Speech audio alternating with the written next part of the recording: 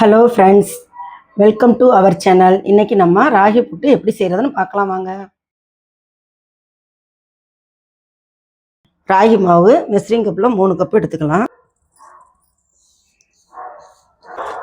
இது மாதிரி 3 கப்பு எடுத்துக்கோங்க. கொஞ்சமாக உப்பு போட்டுக்கோங்க. தண்ணியை தெளித்து கொஞ்சம் கொஞ்சமாக பிசைஞ்சு எடுத்துக்கணும். ரொம்ப தண்ணி ஊற்றிடக்கூடாது, ஏன்னா தண்ணி ஊற்றுனீங்கன்னா அப்படியே கட்டி கட்டி ஆயிரும். நம்ம லேசாக தெளித்து பிணைஞ்சு எடுத்துக்கணும்.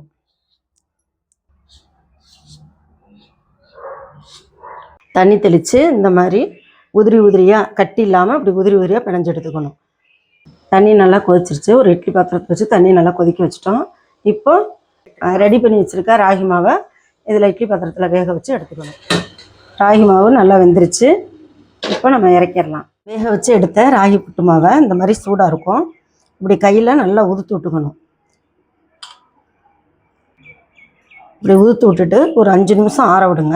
நல்லா 5 நிமிஷம் ஆற விட்டுட்டு கொஞ்சமாக ஏலக்காய் தூள் போட்டுக்கோங்க.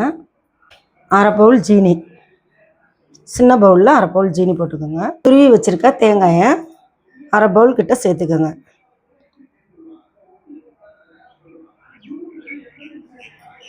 இப்போ எல்லாத்தையும் ஒன்றா மிக்ஸ் பண்ணி சாப்பிட வேண்டியதுதான்.